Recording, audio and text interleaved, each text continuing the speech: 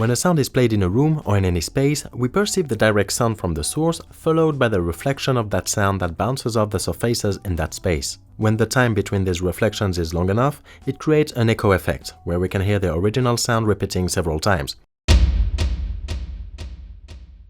This is what a delay effect is designed to do. A delay effect will repeat any sound it receives. It usually has two main parameters, a delay time and a feedback. The delay time is the time between each echo, and the feedback is pretty much the number of those echoes. For example, on Ableton Simple Delay, you can set a different delay time for both channels left and right. They can be by division of the tempo or in milliseconds. Or you can link the channels left and right to use only one delay time.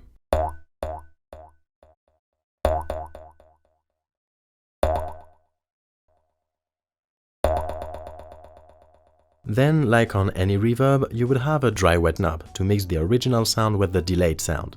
When playing with these parameters, you can create different textures or different sounds, create different effects for different uses. So that's what I'd like to show you now. The most simple use of the delay would be to use it as a rhythmic element, by repeating any pattern it receives. You can then create a more complex pattern starting with a very simple one.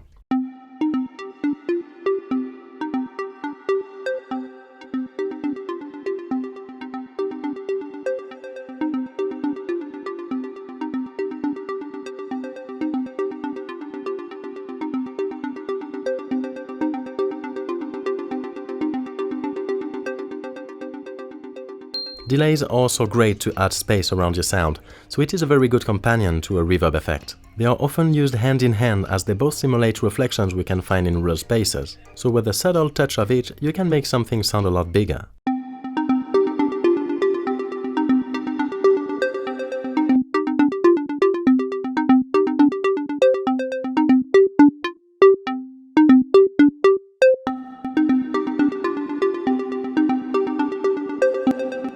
If the echoes happen once on the left side and once on the right side alternatively, you end up with a ping-pong delay. You can mimic this effect by setting different delay times for the left and right channels, but most of the time you would have a ping-pong mode in your delay. Here in Ableton, it comes as a different effect.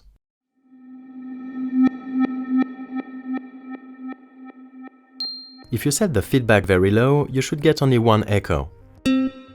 And then, if you have a quite short delay time, you would have what is called a slapback delay. It is used a lot in the context of a mix, on vocals or guitars for example. It adds a good sense of space without washing out too much of the dry signal.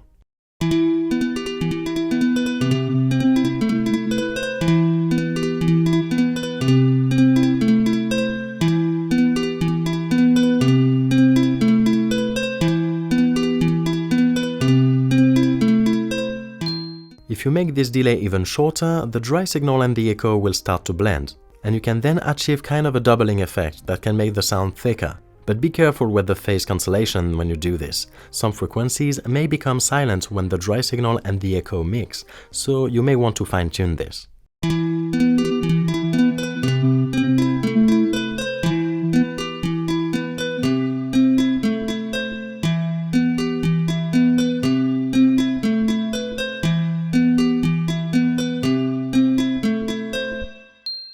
You can also put the dry signal on the left and the echo on the right, or the other way around, to create a wide stereo effect. Or on this delay, you can put the dry wet all the way up, so we hear only the echo, and the feedback all the way down, so there's only one echo. Then set one side to 0 milliseconds, so it's basically the dry signal, and the other side a few milliseconds later. This will make your sound a lot wider.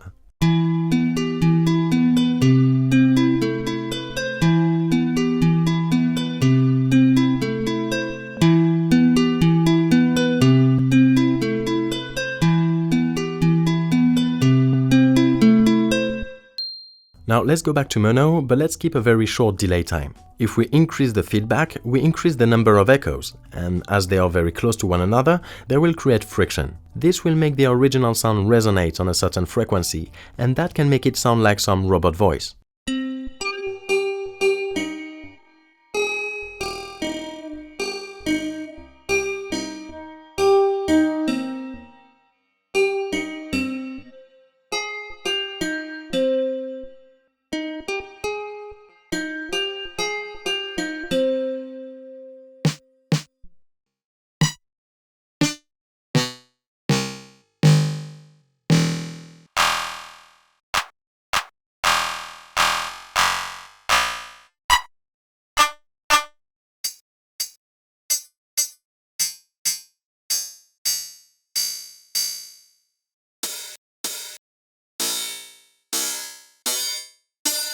It can be very cool to make the note resonate so you can resample it, but you will most often have to retune the notes as it's very difficult to tune it with the delay effect directly. But if I'm not mistaken, that is the same technique that is used by the effect Resonator in Ableton. And in that one, you can choose the note at which it will resonate, and you can even layer several of them to make a chord.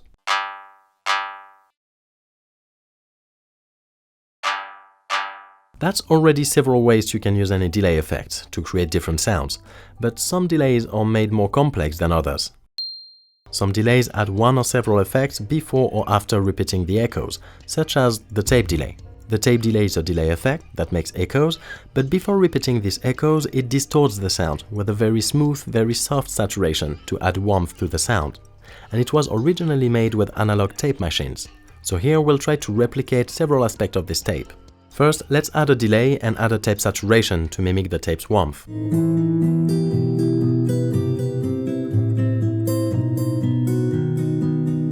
The old tape machines didn't have a sync button, so it was near impossible to have something really locked to the tempo, and that gave a particular swing to it. To emulate that, we can either use a rate time in milliseconds to have it not synced, or we can have a synced rate but offset the whole thing by a few milliseconds.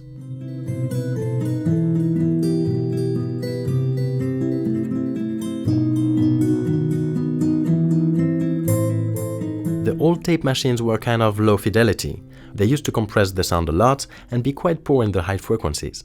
So for the compression part, we can use a compressor with a high ratio and a low threshold, with a quick attack and a long release to mainly take down all the peaks. And then we can also add a low-pass filter to cut some of the high frequencies. This will have a double advantage of letting some room for the unfiltered sound layered with this effect, and pushing the delay more toward the back of the mix to give it a good sense of space.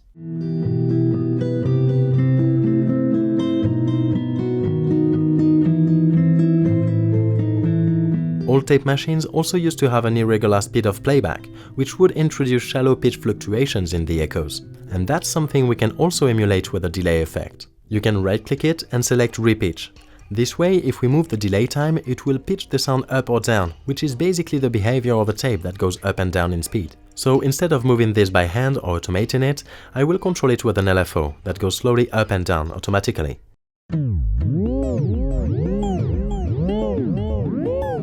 It doesn't need to go up and down very far, as small values are enough for the subtle effect we want.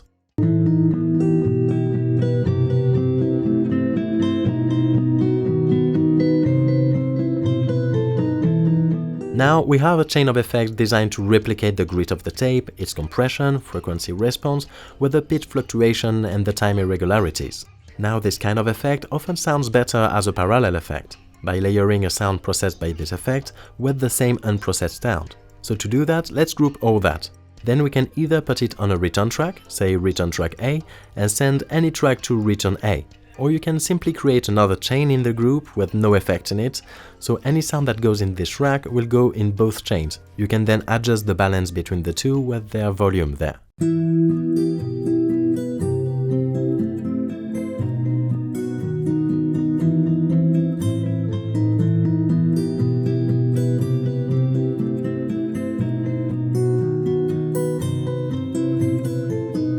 So in the same way, you can create your own composite delays by combining any effects you want, saturation, flanger, etc.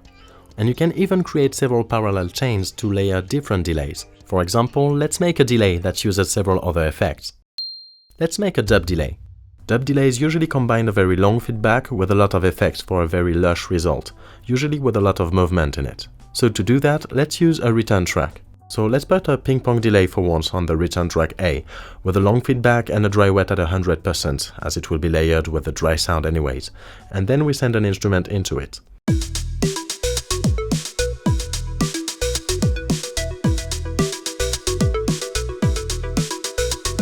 The cool thing about return tracks in Ableton Live is that you can send a return track back into itself to create a feedback loop. That's what we're going to do, but before, let's put a limiter at the end of the chain to protect our speakers, because feedback loops can go out of hand pretty quickly. And then we can send the return track A back into itself.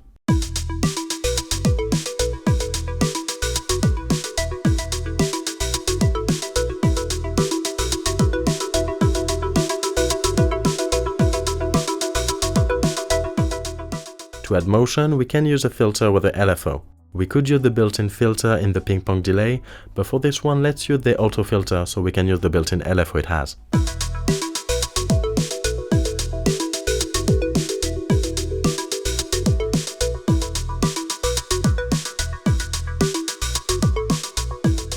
Or for a more complex sound, we could create another delay on another return track. So the return track A would be sent into return track B, which will be sent back into return track A. But don't forget to add a limiter at the end of each chain though.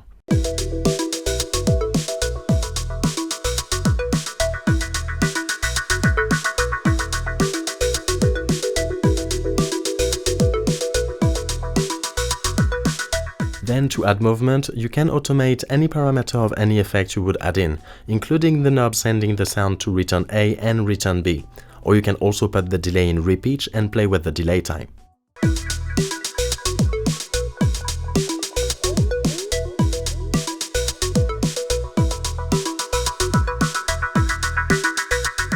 But now I would like to have a closer look at the last thing we did with our delay effect.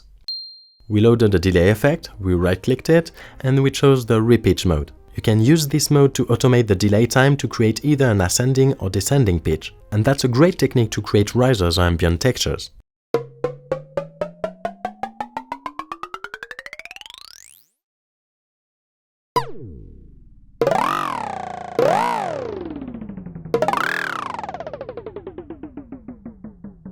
There is a pretty similar effect that is used a lot in dub music, for example.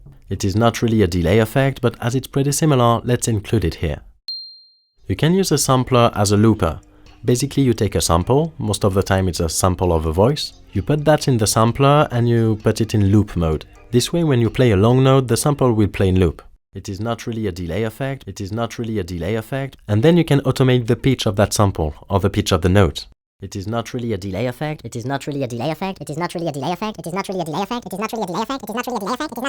This way the sample will play higher and higher, but it will also play faster and faster, and it's really effective to make a good riser. It is not really a delay effect.